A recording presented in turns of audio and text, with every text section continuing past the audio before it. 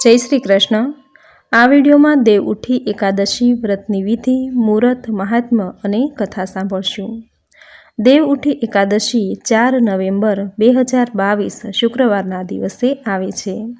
એકાદશીની તિથિ 3 નવેમ્બર 2022ના રોજ સાંજે 7:30 શરૂ થાય છે, જે 4 નવેમ્બર સાંજે 6:08 સમાપ્ત થશે। આમ ઉદય તિથિ અનુસાર દેવ ઉઠી એકાદશીનો વ્રત ઉપવાસ 4 નવેમ્બરે કરવાનું રહેશે। વ્રતના પાળના 5 નવેમ્બરે કરવાના રહેશે। આ દિવસથી ચાતુર્માસ સમાપ્ત થાય છે। ભગવાન તેમની યોગ નિંદ્રામાંથી જાગ્રત થતાં માતા તુલસીના અને શાલિગ્રામના વિવાહ થાય છે। ત્યારથી સાંસારિક માંગલિક કાર્યો જેવા કે લગ્ન, ઉપનયન સંસ્કાર, ગ્રહ પ્રવેશ, નામકરણ, મુંડન વગેરે શુભ કાર્યોની શરૂઆત થાય છે। ભગવાન શ્રી હરિ વિષ્ણુ અષાઢ મહિનાના શુક્લ પક્ષની દેવશયની એકાદશીના દિવસે યોગ નિંદ્રામાં પોઢે છે। આ શયનકાળ 117 દિવસે પૂર્ણ થાય છે, એટલે કે કારતક માસની દેવ ઉઠી એકાદશીના દિવસે દેવ જાગે છે। આ એકાદશીને દેવ ઉઠી એકાદશી કહે છે। આ એકાદશીનું વ્રત કરવાથી વ્યક્તિને દરેક પાપોમાંથી મુક્તિ મળે છે। તેના મનની દરેક મનોકામના પૂર્ણ થાય છે। આ લોકમાં સર્વ સુખ ભોગવી અંતે વૈકુંઠની પ્રાપ્તિ કરે છે। શાસ્ત્રોમાં કહ્યું છે કે દેવ ઉઠી એકાદશીનું વ્રત કરવાથી, ભગવાન વિષ્ણુની પૂજા આરાધના કરવાથી જીવને મોક્ષની પ્રાપ્તિ થાય છે। રાજસુ યજ્ઞ કરવાથી જેટલું પુણ્ય મળે છે એનાથી પણ વધુ પુણ્ય દેવ ઉઠી એકાદશીનું વ્રત કરવાથી મળે છે। આ દિવસે માતા તુલસી સાથે શાલિગ્રામની પૂજા કરવાથી જીવને મોક્ષની પ્રાપ્તિ થાય છે। આ એકાદશીના દિવસે ભગવાન શ્રી હરિ વિષ્ણુ 4 મહિનાની ચિર નિંદ્રામાંથી જાગ્રત થાય છે। આથી આ એકાદશીને પ્રબોધિની એકાદશી કે પછી દેવ ઉઠી એકાદશી કહેવાય છે। દેવ જાગ્રત થયા પછી પ્રથમ ભગવાનને તુલસી અર્પણ કરવામાં આવે છે। એવું કહેવાય છે કે જ્યારે ભગવાન શ્રી હરિ વિષ્ણુ 4 મહિનાની નિંદ્રામાંથી જાગ્રત થાય છે ત્યારે તેઓ સૌ પ્રથમ માતા તુલસીની પ્રાર્થના સાંભળે છે। આથી આ દિવસે ભગવાનને તુલસીની માળા અર્પણ કરાય છે। આ દિવસે સૂર્યોદય પહેલા ઉઠી સ્નાન આદિ કાર્યથી પરવારી ભગવાન શ્રી હરિ વિષ્ણુ સહિત તમામ દેવી દેવતાની પૂજા કરાય છે।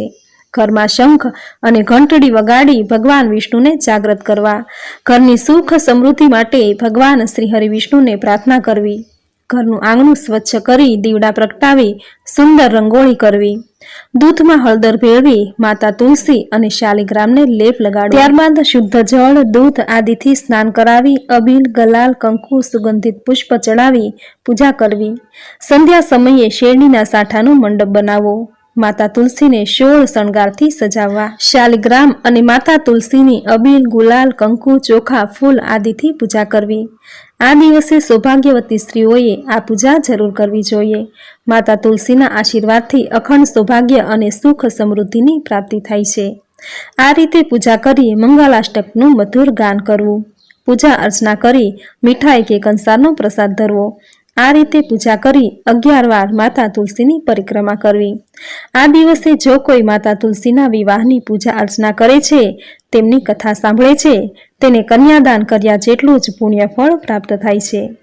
આ એકાદશીના દિવસે વિષ્ણુ સહસ્ત્ર નામનો પાઠ કરવાથી યશ, કીર્તિ, સુખ, સમૃદ્ધિ, અખંડ સૌભાગ્યની પ્રાપ્તિ થાય છે। તો મિત્રો, આ હતી દેવ ઉઠી એકાદશી કે પછી પ્રબોધિની એકાદશી વ્રતનું મહાત્મ્ય, વિધિ। હવે સાંભળશું વ્રતની કથા, જે સાંભળવાનું ખૂબ મહાત્મ્ય છે। બોલો ભગવાન શ્રી હરિ વિષ્ણુની જય। યુધિષ્ઠરે ભગવાન શ્રી કૃષ્ણને પૂછ્યું, હે કૃષ્ણ, કાર્તિક મહિનામાં શુક્લ પક્ષમાં આવતી એકાદશીનું નામ શું છે, એનો મહિમા સંભળાવો। ભગવાન શ્રી કૃષ્ણે કહ્યું, હે રાજન, કાર્તિક માસના શુક્લ પક્ષમાં જે એકાદશી આવે છે એને પ્રબોધિની એકાદશી કહેવાય છે અને દેવ ઉઠી એકાદશી પણ કહે છે। એ સઘળા પાપોનો નાશ કરવા વાળી તેમજ મોક્ષ આપવા વાળી છે। પૂર્વ કાળમાં બ્રહ્માજીએ નારદને એનું મહાત્મ્ય કહ્યું હતું, તે હું તમને કહું છું, એ તમે સાંભળો। નારદે બ્રહ્માને પૂછ્યું, હે પિતામહ, જે પ્રબોધિની એકાદશીએ ધર્મમાં અને કર્મમાં પ્રવૃત્તિ કરવાવાળા ભગવાન ગોવિંદ યોગ નિંદ્રામાંથી જાગે છે, તેથી તેને દેવ ઉઠી એકાદશી પણ કહે છે। એ એકાદશીનું મહાત્મ્ય તમે મને વિસ્તારથી કહેવાની કૃપા કરો।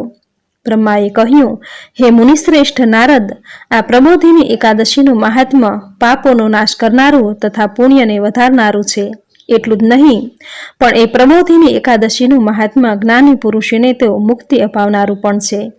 જ્યાં સુધી ભગવાન વિષ્ણુને યોગ નિંદ્રામાંથી જગાડનારી કારતક સુદની પ્રબોધિની નામની એકાદશી આવતી નથી, ત્યાં સુધી સમુદ્રથી માંડીને સરોવરો સુધીના જેટલા તીર્થો છે એ બધા પોતાના મહાત્માની ગર્જનાઓ કર્યા કરે છે.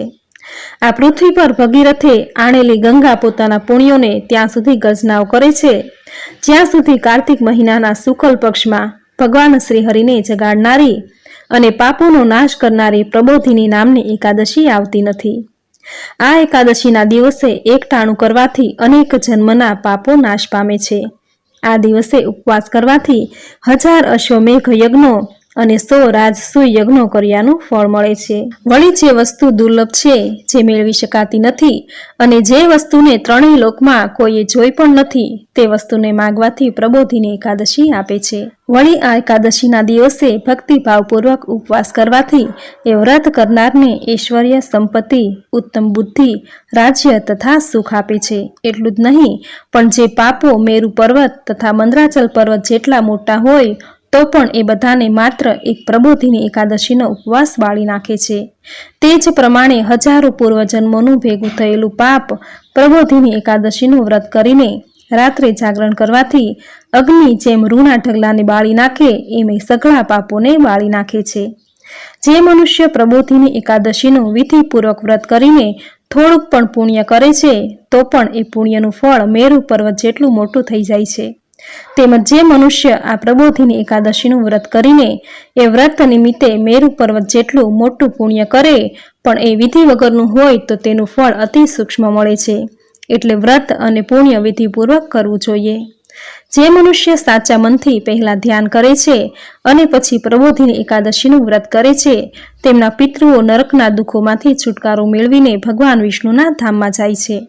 વળી જે મનુષ્ય પ્રબોધિની એકાદશીનું વ્રત કરીને ભગવાન વિષ્ણુની પૂજા કરે છે અને એ નિમિત્તે જાગરણ કરે છે, તેના બ્રહ્મ હત્યા જેવા ઘોર પાપોનો પણ ભગવાન ધોઈ નાખે છે. વળી અશ્વમેઘ વગેરે યજ્ઞો વડે મનુષ્ય જે દુર્લભ ફળને મેળવે છે, તે જ ફળને પ્રબોધિની એકાદશીના વ્રત નિમિત્તે જાગરણ કરીને મનુષ્ય અનાયાસે જ મેળવે છે. તેમજ સર્વે તીર્થોમાં સ્નાન કરવાથી જે ફળ મળે છે, તે તેમજ સોનાનું તથા પૃથ્વીનું દાન કરવાથી મનુષ્ય જે ફળ મેળવે છે, તે જ ફળને પ્રબોધિની એકાદશીએ જાગરણ કરનાર મનુષ્ય મેળવે છે. જે મનુષ્ય પ્રબોધિની એકાદશીનું વ્રત કરે છે, એના ઘરમાં ત્રણેય લોકના તીર્થો નિવાસ કરે છે. કાર્તિક મહિનાના શુક્લ પક્ષમાં શ્રી હરિને યોગ નિંદ્રામાંથી જગાડનારી પ્રબોધિની એકાદશી આવે છે. તે ખરેખર પુત્રો અને પૌત્રોને આપનારી છે. જે મનુષ્ય પ્રબોધિની એકાદશીનું વ્રત કરી ઉપવાસ કરે છે, તેના બાળપણના, યૌવનના તથા ઘડપણના કરેલા પાપો ભગવાન વિષ્ણુ ધોઈ નાખે છે.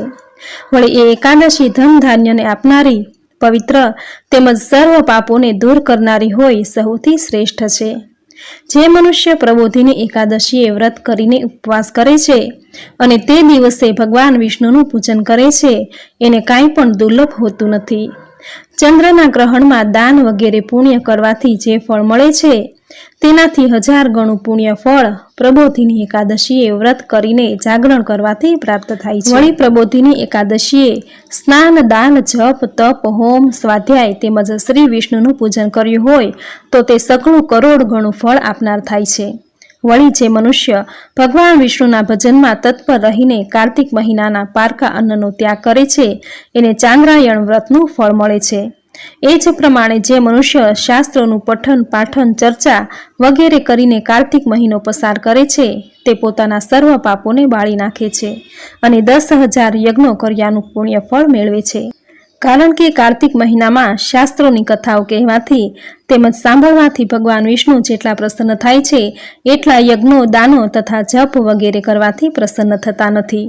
જે મનુષ્યો શુભ પુણ્ય કર્મથી યુક્ત રહી ભગવાન વિષ્ણુની કથા કહે છે અથવા તો સાંભળે છે, તેમજ શાસ્ત્રોના એક અથવા અડધા શ્લોકને કહે છે અથવા તો કોઈની પાસેથી સાંભળે છે, તે 100 ગાયોના દાન કર્યાનું ફળ પામે છે.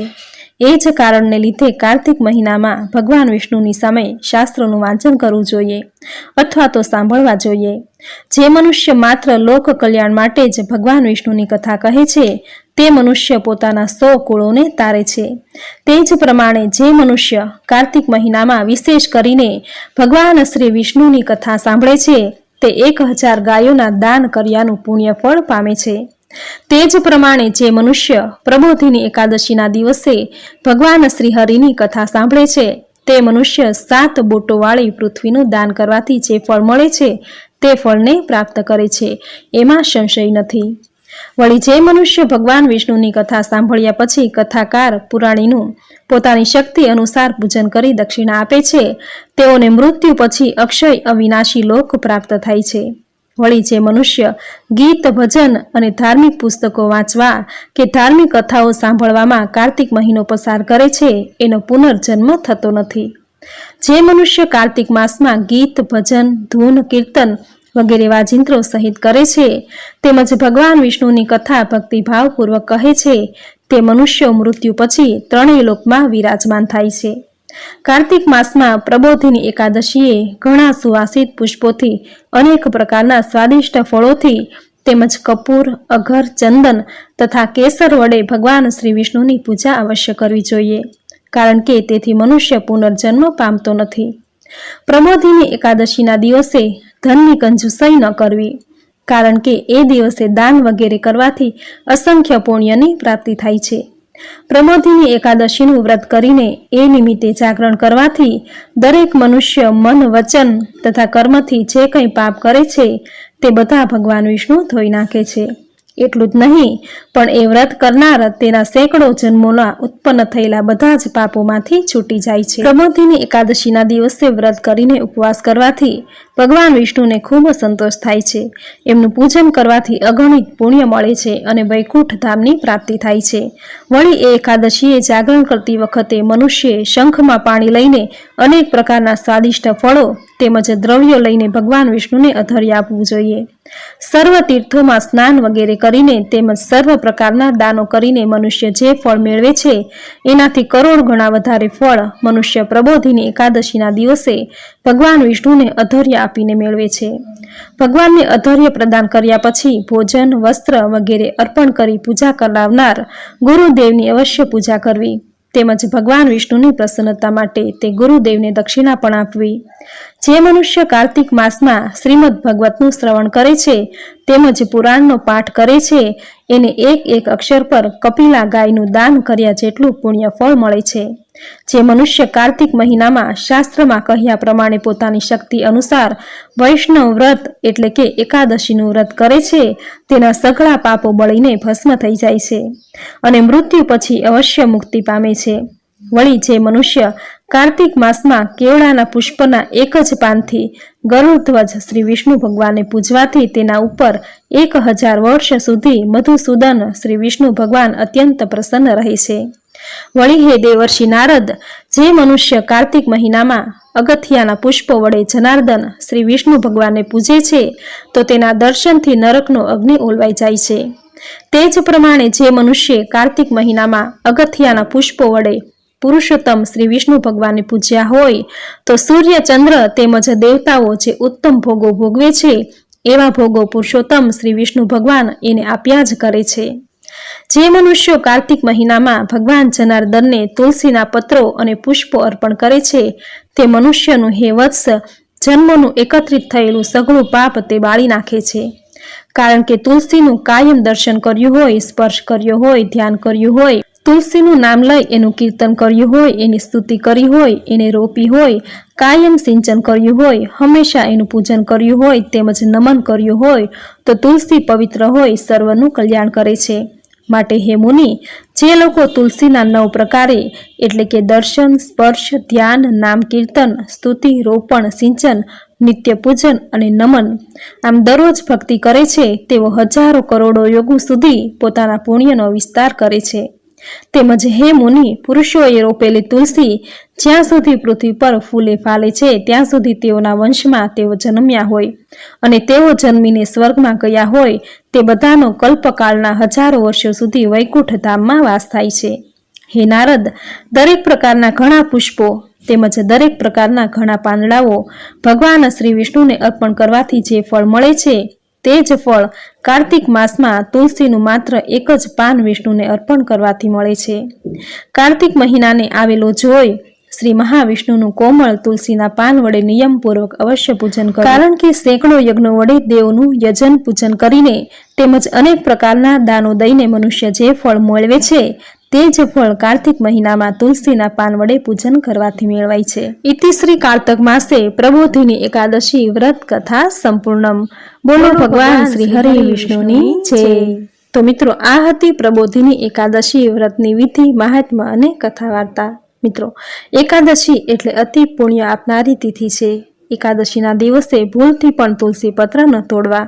જે કોઈ વ્યક્તિ 12 મહિનામાં આવતી 24 એકાદશી કરે છે તેને મોક્ષની પ્રાપ્તિ થાય છે. આ લોકમાં સર્વ સુખ ભોગવી અંતે વૈકુંઠને પામે છે. આમ વર્ષમાં આવતી દરેક એકાદશી અતિ ફળદાયી છે.